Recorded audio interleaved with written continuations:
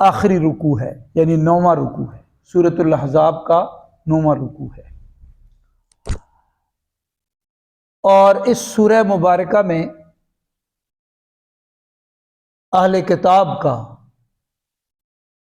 یعنی یہود کا بطور خاص ذکر ہے کہ احزاب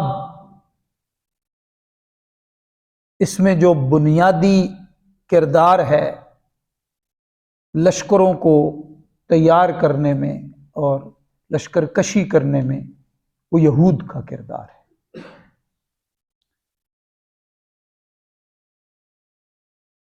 پھر یہود نے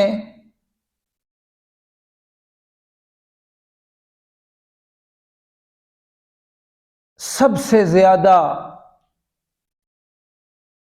رسول اکرم صلی اللہ علیہ وسلم کو تکلیف پہنچائی، سب سے بڑھ کے۔ اس میں یہ ہے کہ حضور کی ذات کو انہوں نے ہدف کیا اور ذاتی زندگی پہ انگلی اٹھائی ازواج مطہرات کے حوالے سے۔ تو جو ایذا دیں رسول کریم صلی اللہ علیہ وسلم کو اور اس حد تک چلے جائیں، اس حد تک گر جائیں، تو فرمایا وہ ملعون ہیں، دنیا میں بھی آخرت میں۔ لعنہم اللہ فی الدنیا والآخرہ۔ اس سارے تذکرے کی تفصیل کے بعد آخرت کی بات آئی۔ یسألک الناس عن الساعہ، قیامت کی بات ہے، آخرت کی بات ہے۔ آخرت کو دھیان میں رکھو اور اپنی روش کو ٹھیک کر لو۔ دنیا رہ گزر ہے اور یہاں سے جو گزارا جا رہا ہے وہ بسانے کے لیے نہیں ہے، امتحان لیا جا رہا ہے، اور اس کی بنیاد پہ فیصلہ ہوگا، اور وہ روز آخرت ہوگا، اور آخرت کی ہمیشہ کی زندگی کی یہیں پہ فکر کرو اور اپنے آپ کو طاعات والی زندگی پہ لے آؤ، خواہشات والی زندگی چھوڑ دو۔ خواہشات والی زندگی کا مطلب ہے جیسے میں چاہوں ویسے کر لوں۔ طاعات والی زندگی کا مطلب یہ ہے کہ میں اپنی خواہش کو حکم کے مطابق پورا کروں۔ جو حکم ہے اللہ رب العالمین کا اور جو ترتیب ہے رسول اکرم صلی اللہ علیہ وسلم کی، اور جو اس پہ عمل ہے حضرات صحابہ کرام کا، اس ترتیب پہ میں زندگی بسر کروں۔ اب آخر میں موسیٰ علیہ السلام کا ذکر آیا ہے، اور اہل ایمان سے فرمایا کہ وہ جو ایمان کا اقرار کر چکے ہو، اعلان اسلام کر چکے ہو، تم ان لوگوں کی طرح مت ہو جانا جنہوں نے موسیٰ علیہ السلام کو اذیت پہنچائی تھی، تکلیف پہنچائی تھی، ان کی طرح مت ہو جانا۔ اب یہاں ربط کو سمجھیں کہ حضور علیہ السلام کو ایذا پہنچائی یہ کون لوگ ہیں؟ وہ کہتے ہیں کہ ہم موسیٰ علیہ السلام کے پیروکار ہیں۔ رئیس المنافقین عبداللہ بن ابی یہودی النسل تھا، اور ان کا جو اپنی جگہ کا اعلان تھا وہ یہی تھا کہ ہم تو موسیٰ علیہ السلام کے پابند ہیں، ہم ان پہ ایمان رکھتے ہیں۔ اس طرح تمام منافق بھی اور جو کھلے یہود تھے وہ بھی، یعنی یہود دو طرح سے ہو گئے نا، ایک اعلانیہ یہودی تھے، اور دوسرا طبقہ زیادہ خطرناک جو تھا وہ بظاہر مسلمان بن گیا۔ لیکن یہ اسلام ان کا زبانی کلامی تھا، باطنی اور قلبی اعتبار سے وہ کافر تھے، یہود ہی تھے، یعنی دوغلا انداز تھا ان کا، اندر سے کافر تھے، اوپر سے مومن بن گئے۔ تو اصل وہ مانا جائے گا جو اندر سے دل جو بات مانے گا، جو باطنی کیفیت ہوگی وہ قابل قبول ہوگی۔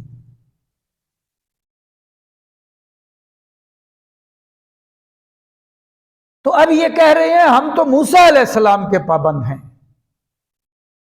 ہم نے قرآن پاک کے اسی سفر میں تفسیری سبق میں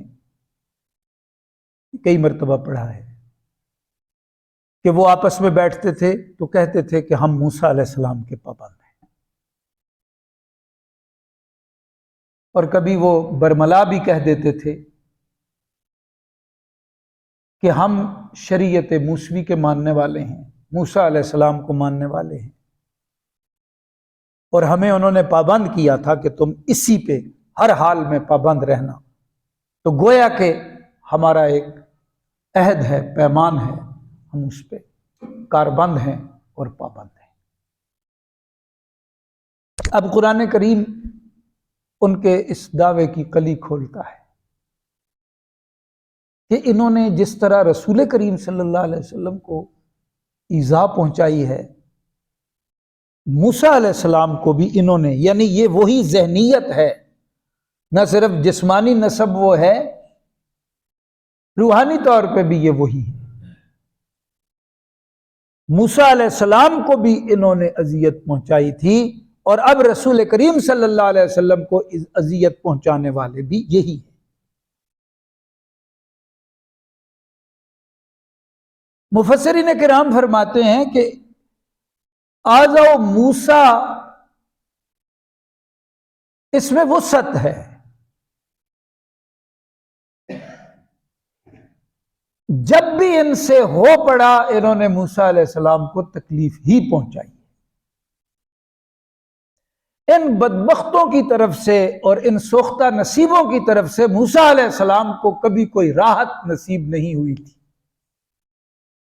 انہوں نے ہمیشہ جب بھی ان کی دست رس میں تھا، ان کے اختیار میں ہوا، تو انہوں نے موسیٰ علیہ السلام کو تکلیف ہی پہنچائی تھی، کبھی راحت اور آسانی نہیں پہنچائی۔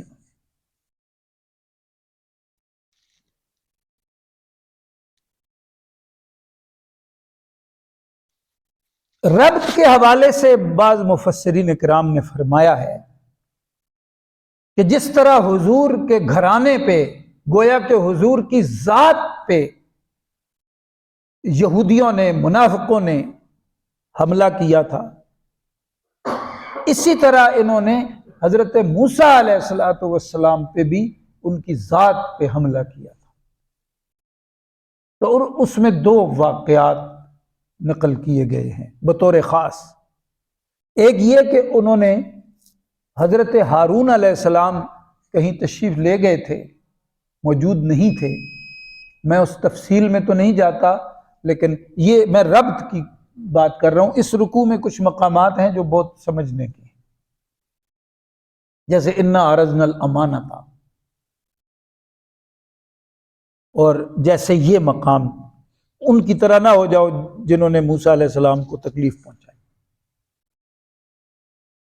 تو انہوں نے حضرت موسیٰ علیہ السلام پر یہ بہتان باندھ دیا کہ موسیٰ نے اپنے بھائی ہارون کو جنگل میں لے جا کر قتل کر دیا اور اسے کہیں گم کر کے آ گئے، اور اس بات کو بہت پھیلا دیا گیا۔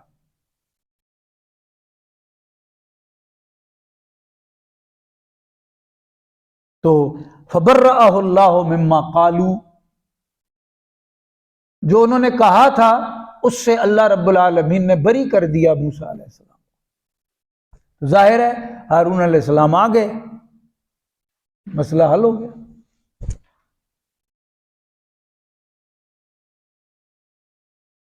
لیکن انہوں نے ماحول بہت گرم کر دیا تھا۔ سیدہ عائشہ صدیقہ پہ بہتان باندھا یہودیوں نے، منافقوں نے، بہت ماحول کشیدہ ہو گیا، قرآن کی آیتیں اتر آئیں، مسئلہ حل ہو گیا۔ ہمیشہ کے لیے یہ کالک یہودیوں اور منافقوں کے منہ پہ لگا دی گئی، اور یہ ملی ہوئی کالک کے ساتھ مرے اور اسی کے ساتھ اٹھائے جائیں گے، اور اسی کالک کے ساتھ ان کو جہنم رسید کیا جائے گا، اور وہ بھی فی الدرک الاسفل من النار، جہنم کے سب سے سنگین مقام پہ ان کو رکھا جائے گا۔ تو سیدہ کا دامن کس طرح اللہ رب العالمین نے پاک تھا تو پاک فرما دیا، لیکن وہ خود فرماتی ہیں میں کبھی سوچ بھی نہیں سکتی تھی کہ میرے حق میں اللہ پاک خود گواہی دیں گے، اور قرآن پاک کا اتنا بڑا حصہ میرے حق میں نازل ہو جائے گا، یہ تو میں سوچ بھی نہیں سکتی۔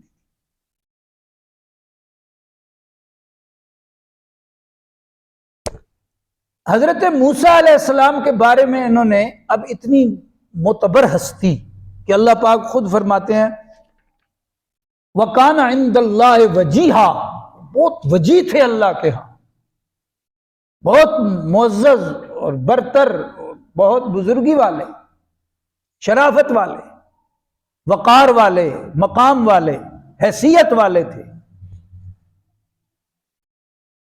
تو موسیٰ علیہ السلام نہاتے وقت، یا اس طرح عام ایک تھی کہ گرمی کا موسم ہے تو معمولی سا تہبند لوگ باندھ لیتے تھے، تو ایسے نہیں کرتے تھے، بہت اہتمام کرتے تھے۔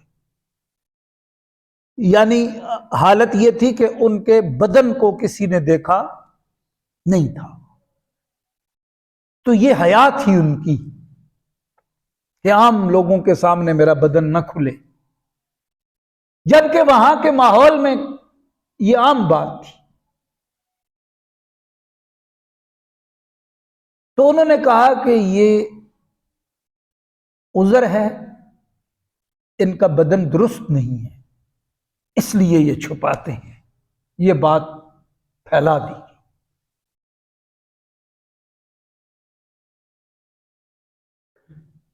نبی اکرم صلی اللہ علیہ وسلم نے خود یہ بات ارشاد فرمائی، گویا کہ حدیث شریف میں، تو وہ اللہ پاک کا کرنا ایسا ہوا جب یہ بات بہت پھیل گئی اور ایک بڑا، یوں سمجھ لیں کہ مہم چلا کے ایک بڑا مسئلہ اس کو بنا دیا گیا۔ ظاہر اتنی بڑی ہستی کے بارے میں ایسی باتیں کر دی کہ ان کا بدن ایسا ہے ہی نہیں جو دکھانے کے قابل ہو، اس پر اس قسم کی کوئی بیماری ہے، کوئی برس ہے، کوئی اور اس طرح تکلیف، چھپاتے اس لیے ہیں زیادہ۔ تو آپ غسل فرما رہے تھے اور معمولی پردے میں ہوں گے جیسے ہوتا ہے، تو پتھر کی اوٹ میں تھے، حضور علیہ السلام نے فرمایا انہوں نے پتھر پہ اپنے جو کپڑے تھے وہ رکھ دیے تھے، باقی اپنا شرم تو انہوں نے ڈھانکا ہوا ہوگا، تو پتھر کو اللہ پاک نے حکم دیا کہ تو چل پڑ۔ جب آپ غسل کر کے فارغ ہوئے تو کپڑے اٹھانے کے لیے آئے تو پتھر آگے آگے جا رہا ہے، جلال والے تھے، آپ نے عصا اٹھایا اور پتھر کے پیچھے تیزی سے کہ ٹھہرو میں تمہارا علاج کرتا ہوں، جلال میں آئے تو آپ وہ اپنا عصا لے کے پتھر کے پیچھے جا رہے ہیں، ٹھہر میں، تو کدھر سے چلنے لگ گیا ہے، میرا لباس ہے۔ تو وہ اس طرف کو چل دیا جدھر قوم والے لوگ عمومی طور پہ تھے، تو وہاں جا کے وہ پتھر رک گیا اور ساروں نے موسیٰ علیہ السلام کے بدن اطہر کا دیدار کیا، اور وہ بدن کیا تھا؟ وہ نور میں دھلا ہوا بدن تھا۔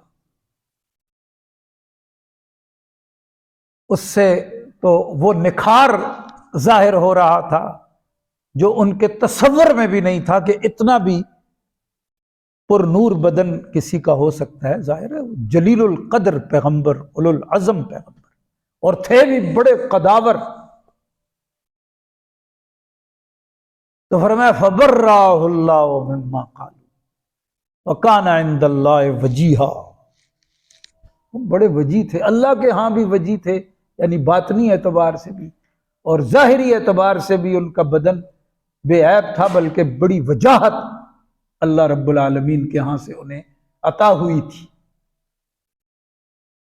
تو یہ بطور خاص ذکر کیا ہے یہاں۔ ان لوگوں کی طرح یعنی یہودیوں والی چال مت چلنا۔ وہ کیا چال تھی کہ وہ جن کا نام لیتے ہیں کہ ہم سب سے بڑا ان کو مانتے ہیں، تو ان کو بھی انہوں نے قدم قدم پر اذیت دی تھی، اس وجہ سے یہ لوگ ناکام ہیں، خاسر ہیں، خائب ہیں، دنیا میں بھی آخرت میں بھی۔ تو اے ایمان کے دعوے دارو، تم اس قسم کا کام مت کرو۔ انشاءاللہ تلاوت ترجمہ تو ہو چکا ہے، آئندہ سبق میں یہیں سے آگے پڑھیں گے۔ اللہ پاک توفیق نصیب فرمائے۔ درود شریف پڑھ لیجئے۔